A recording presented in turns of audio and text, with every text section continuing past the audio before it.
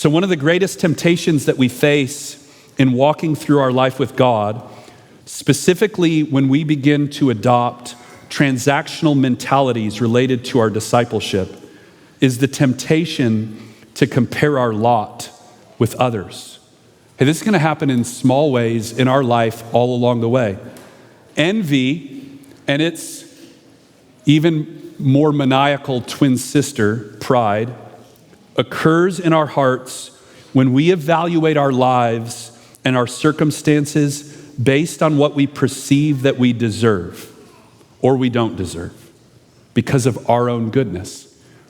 Envy is one of the most potent markers that we are walking in a self-righteous spirit, that it's at work in our hearts.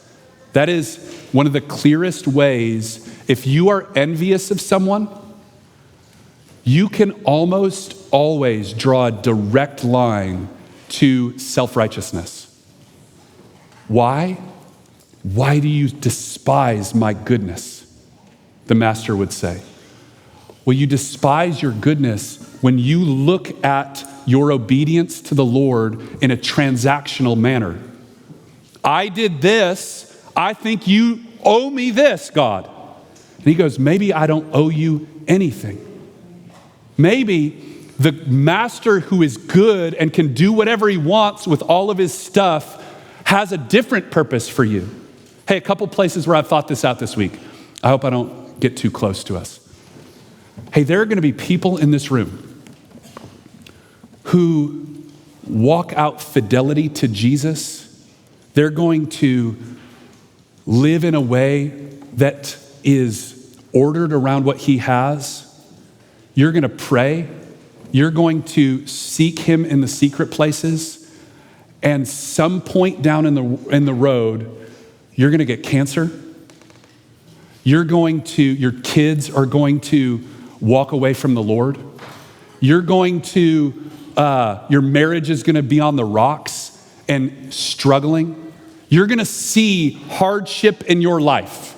And you're going to look across the room and you're going to see somebody that you think in your own evaluations is an absolute train wreck. And Jesus is going to lay hold of their kids and set them as a trophy of his grace. Or their marriage is going to come back around, or something is going to happen and you're going to go, God, why did you do that to me? And we need to remember in those moments, we do not have a transactional claim on the mercy of God. We don't have a transactional, merit-based claim on God's mercy or God's leadership. He might say, I have a different path for you to walk so that you can experience my mercy and my grace. Hey, this doesn't stop with this parable for Peter. I was thinking this week, it's really funny. If you go read the end of the Gospel of John, after the resurrection, Jesus comes back to Peter and he restores him. He comes to him and he says, hey, feed my sheep, feed my sheep, feed my sheep. And then they're walking. And he goes, hey, Peter, when you were young, you got to do whatever you wanted. But there's going to come a day when people are going to lead you. They're going to string your arms out and you're going to give your life away from me. And Peter, just like we would, goes, because he and John have this competitive thing. It's pretty cool. He goes, what about that guy? If that's my lot, what are you going to do with him?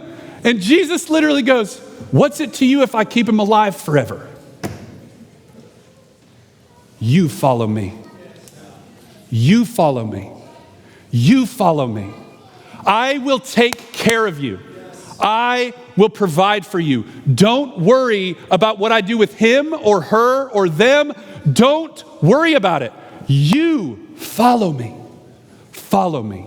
My story might be different for you. Do you not believe that the master of the house has the ability to do what is right and good by you with his stuff?